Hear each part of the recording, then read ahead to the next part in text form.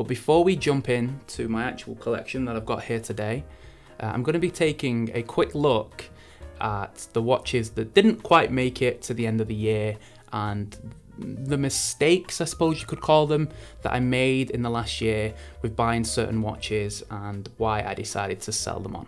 So the first watch I actually sold was the Rotary Hero chronograph, and this was the first watch that was featured on my channel. The reason why I picked it up is because it reminded me of the Breitling Navitimer, a watch that at the time I admired. However, the Rotary's finishing was pretty poor and the dial design was way too busy. I sold this watch for the same I bought it for, so I was happy to see it go. The Seiko SNK83 is a watch that I wore for around 6 months and, to be honest with you, I really enjoyed it. However, after a little bit of time, I started to find things that I didn't really enjoy about the watch. The lume was really strong and threw off the colours of the dial, and I didn't really enjoy the K-shape or the bracelet that it came on. The Vostok Kommanderski was a watch that I had to try. So many good reviews on YouTube and on watch forums, I thought I should give it a go. Maybe it's my fault that I picked the wrong dial, but I just didn't like the design of the Kommanderski. I picked up another Rotary. This one was a Rotary Seamaster style chronograph. I thought it was a really nice watch, to be honest, and the main reason I picked it up was because I got such a good deal on it. I knew I could sell it for more than I bought it for, so if I didn't like the watch, I could always get my money back and a little bit of profit. One watch that I am pretty sad to see go is the Cadison Royal Oak Homage. I owned this watch for about 5 months and I really enjoyed it. It was my only proper sports watch and it was actually really nice looking. I got a lot of compliments on the watch. However, what I found over time is that I didn't really enjoy wearing homage watches. It made me realise that I prefer originality and history behind the watchmaker. Final watch that I sold was the Seiko SNK 807. This is a little bit of a legendary field watch. I just have another field watch in my collection that I was choosing to wear more than this one. So those were the watches that didn't quite make it till the end of the year. However, there are 9 watches right here that managed to survive the 12 months. And I still think a couple of these watches will leave my collection at some point in the near future. They're definitely not keepers for a long period of time. However, I'm enjoying wearing them for the moment, and until I kind of get a piece that is a good replacement or can kind of fill that hole that that watch might leave, I'm happy to keep them in the collection for now. So let's start off with the very first watch. I actually got this for Christmas last year. This is a fashion watch. It's by Emporio Armani. My girlfriend bought me this as a gift for Christmas for getting my promotion that I got in December. She asked me what I wanted for Christmas and I told her, go and get me a nice watch from the high street. And she did. She bought a beautiful looking watch. Of course, at the time I was over the moon and happy with this because I thought it was the bee's knees. I thought it was the best watch going. Of course, once you start to learn a little bit about watches, you kind of realize that these aren't that great, but it holds a special place. It's a nice looking watch as far as a fashion watch goes, two-tone with a really nice dial. Doesn't get much wrist time, I won't lie to you. It's a little bit big, it's a little bit flashy, not really what I like in my watches anymore. At the time, I loved it, but you kind of develop a little bit more of a taste in watches, and this kind of doesn't really fit that. So the first mechanical watch that I bought was a Vostok Amphibia, and I remember unpacking this thing and I was just amazed. I loved it. It's the Vostok Amphibia Zizou. It is in the 420 case. It has a domed acrylic crystal, 200 meters of water resistance. It has a very, very out there dial design, which at the time I really loved, and I still do kind of like it.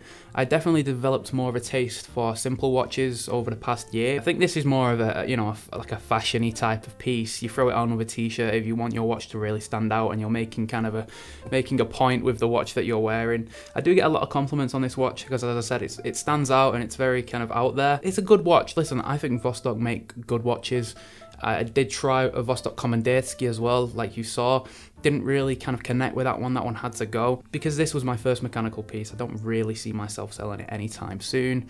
It might be one that stays around forever just because it was my first mechanical watch as an enthusiast. It's not really worth anything either, you know, these only cost like £60, so there's not really any point in selling it. I'm not going to get much money back for it. It holds a special place in my heart. It's a nice watch.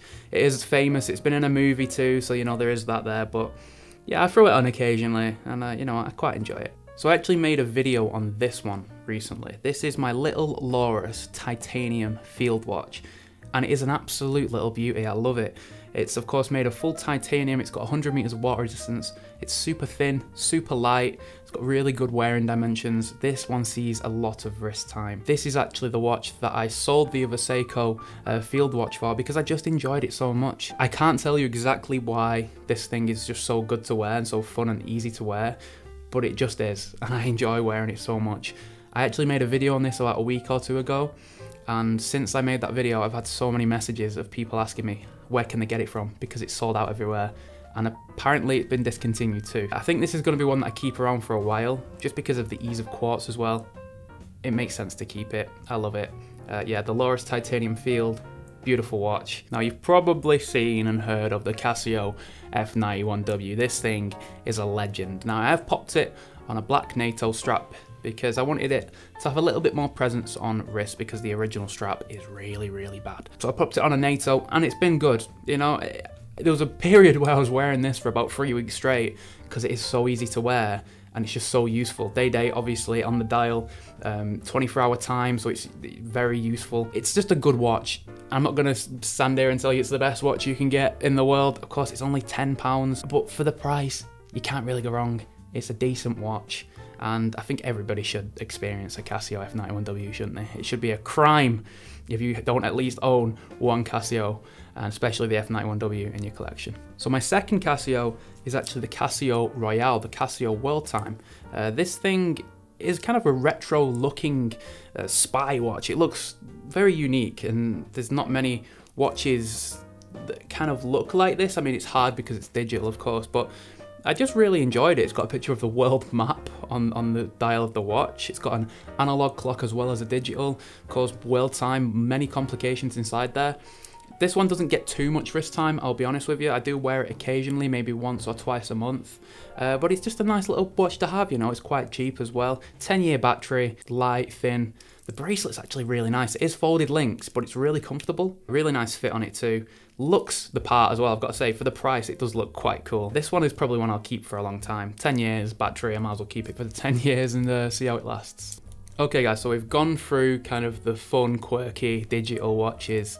Now let's get into my favourite pieces. This is my Orient Bambino. It's the green and gold version. You kind of start doing a bit of research and you find the Orient Bambino. You're like, oh great, this thing looks incredible value. It looks really like a really good watch. I was looking down the models list, and as soon as I saw this, I was like, wow, that is incredible.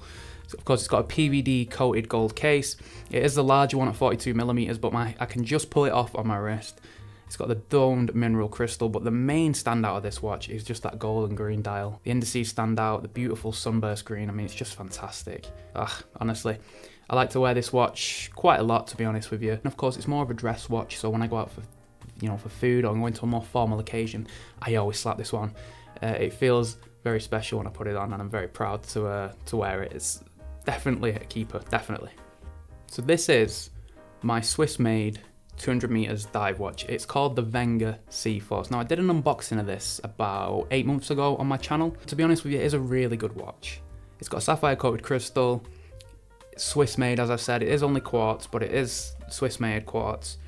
The only problem with this watch is that it's too big for me. I think it's 44mm. Everything about the watch is really good. I really enjoy it. I think it's a great watch. It's just too big for me. I do put it on occasionally because I think I can just about pull it off with the right outfit, and when I'm in the right mood, when I'm feeling like being a little bit out there, I can put this on.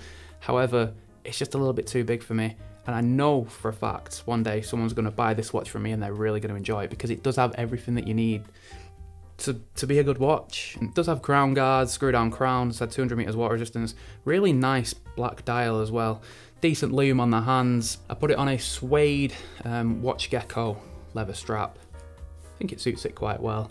Again, this will be going to a new homeowner at some point next year.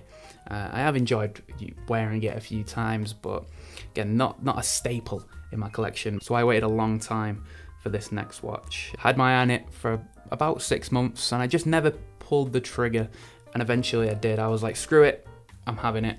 And it is the Orient Casio with the burgundy dial. And this thing has absolutely captured my heart since I got it about a month ago. I've worn it probably 20 out of the 30 days since I've had it. I just love it to pieces.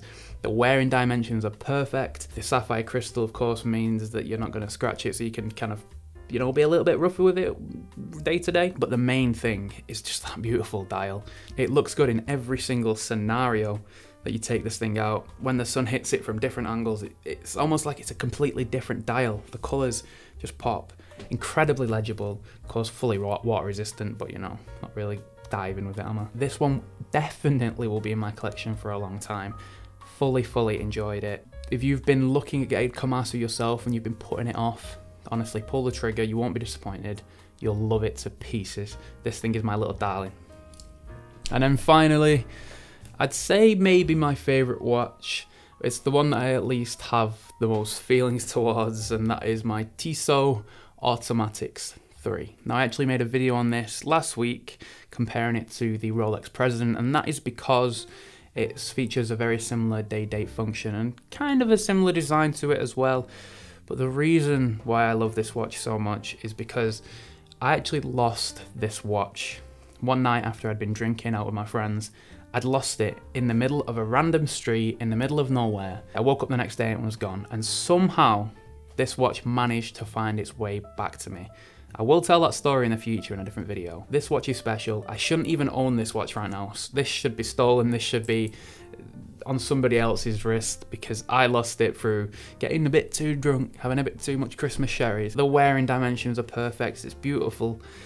It's a kind of a dressier watch, but I think it can also be like smart casual as well, not just smart, because of the full stainless steel construction.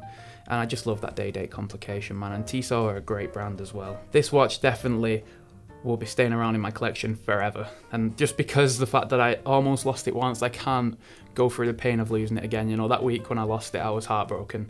Managed to find its way back to me. Buzzing. It's not going to leave me again.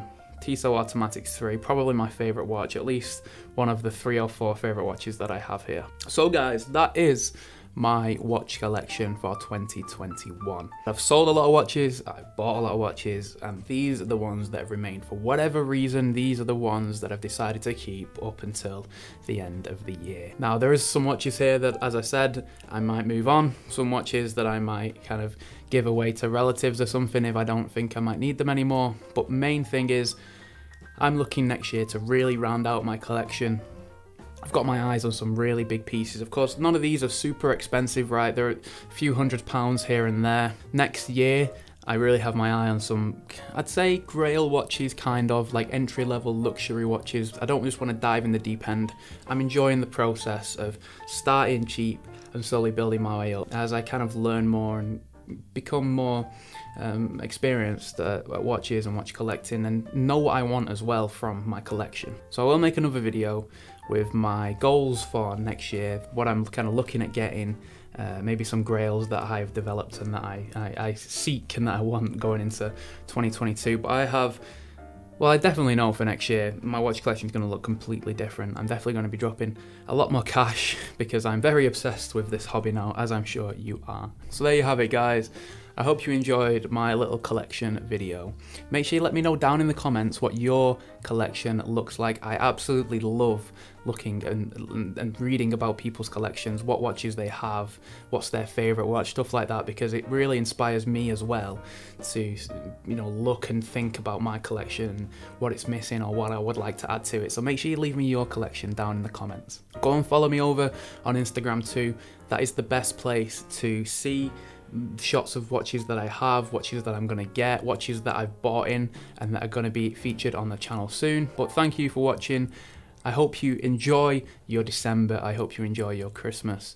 And yeah, best of luck for 2022. I hope to see you around in the future on the channel. I appreciate you watching.